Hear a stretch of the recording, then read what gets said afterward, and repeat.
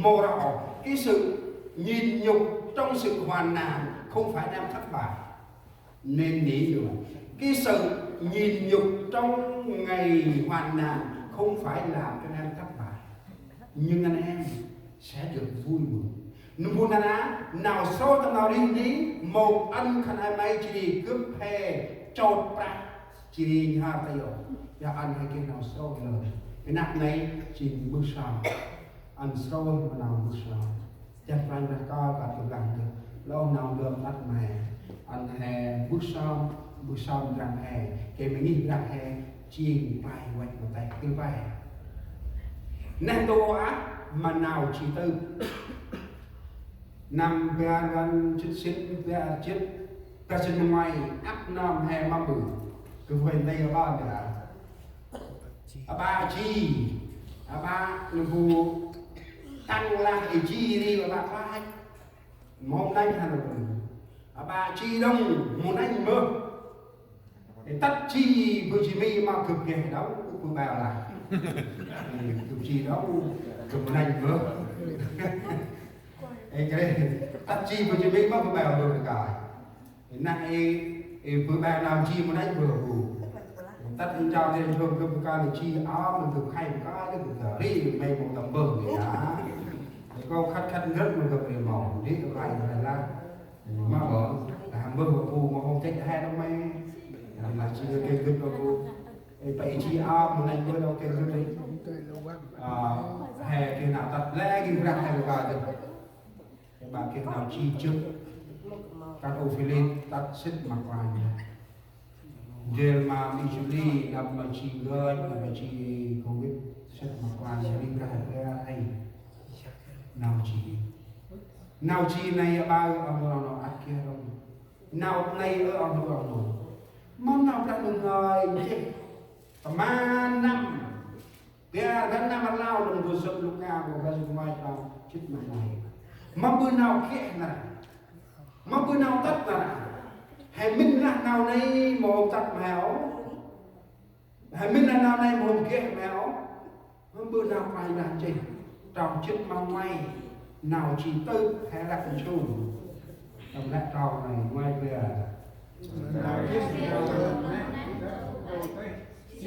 nào chỉ mò chỉ đi kiến nào chỉ tư tầm ăn đâu mà kiến nào tầm bờ lúc nào chỉ nào kiến nào này mà mẹ nào trong ngoài nên là thành y là thế chim lại họ kết đó em họ kết đó năng y nào trong ngoài chết này tập ra gần năm lao của sụp lúc nào hay bọn nó yết trai lại trai chứ ai miên calci tầm nhung tầm giang chi tu chi hoa cha ai chi lệ lệ thôi màu cái đó màu nào kìa bên nào anh tắt là ba là phía gần năm lao nên ăn nào tắt thì nào chi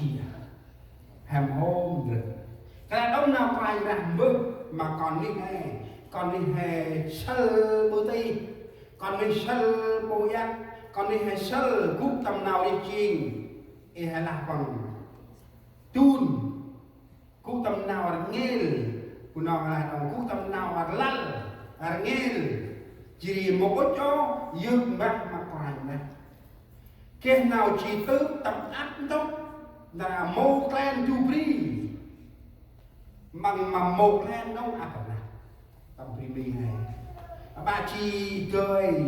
mà tức ba tâm duyên đưa sâu xa ướt mà chỉ phung cái này là cùng duyên đưa sâu xa mà cha rèn đi là ở cha rèn đi là vô con biết đi hôm nay không được chuyện thì cha rèn đi duyên được cái ban đầu gặp lại người đồng quan là chơi ở con tham mình chắc họ duyên phe trong ban đầu duyên là vô con nó hàng là sao mong bữa nào tắt này nào chia này hay món cái nào rất tốt là nào được rồi hay sao còn được sự đi của chính tao bằng con chạy mà hay ra cũng chung cái mà hay sao thì chỉ là chỉ ai thì mà xếp quay đâu cái mà chỉ ngoài về cái con mà chỉ tư chỉ một cái gì một cái sắc chân làm bao chi Chiri Chiri chắc chắn là tăng gì đưa xa xem Chiri là một bà ri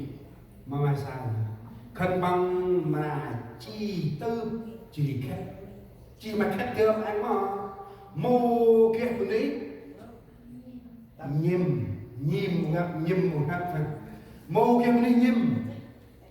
cúc anh trong cuộc khét tới đây lo khét năm bừng chết xong như vậy từ đó tức là rút hết ống thở người ta liếm xong đẩy vào cái nhà sang không còn ai khóc cho mình không còn để có con mình dù mình có con bao nhiêu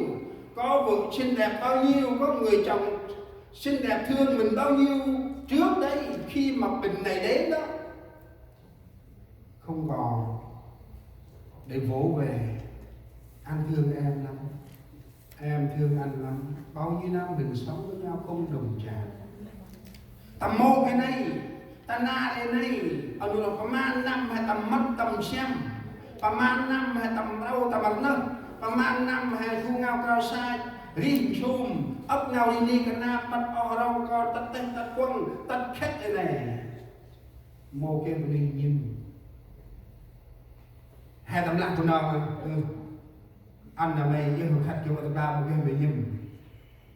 hai tầm lặng của anh là anh không là anh được anh là mẹ khách tầm lặng mồm mình nhìn một gấp này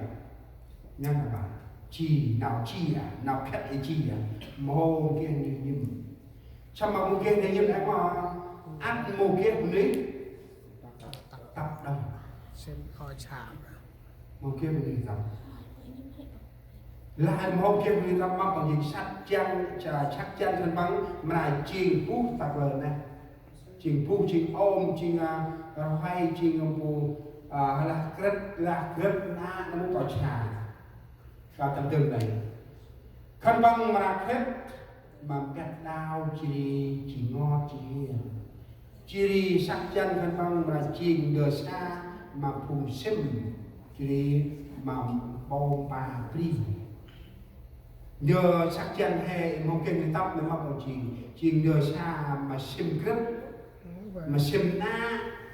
mà hoay mà hai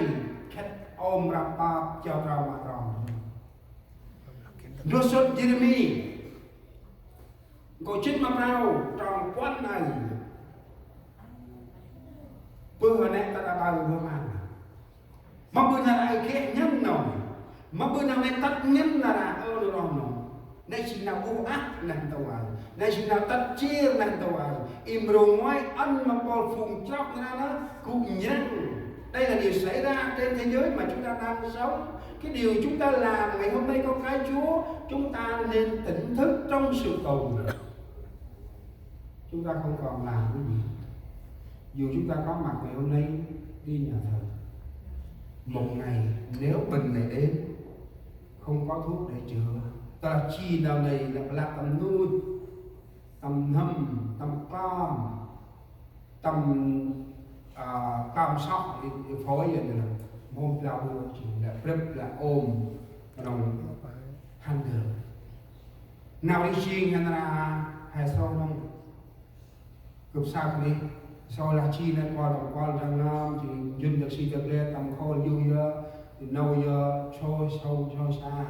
thì hay là hay sau này thì nào ra được ngoài chi phải bao hoàng thì nào chi à một kiện linh dìm một kiện linh tập sắc chân hay chịu bộ ôm tập lên này trước thì ăn đưa sâu xa đưa xa mà xem mà ngoài đường một kiện nào hai còn này nào này tập ta là tất mà bao phùng cho hè nào tất mà ngày sắc hè bên là một điều nếu điều này xảy ra trên thân thể chúng ta ngày hôm nay chúng ta không cần thân thể này sẽ hư sẽ tàn nhưng linh hồn chúng ta sẽ được phát lên nay sự nào mà ta là tất mà ngày sắc dùng phù nào một cái như tóc như tông như nhiễm như én phù quýt phù pơ phù sâu phù giác ai được hiểu chuồn một ngày đi nó mất được hai bữa cái đi phải khi chúng ta đang sống chúng ta đang làm gì điều đó mới quan trọng Trong thân thể này chúng ta muốn họ làm cái gì tùy họ, nhưng mà đến đâu chúng ta đi về đâu, cái đó sẽ đòi hỏi chúng ta sẽ đi về đâu.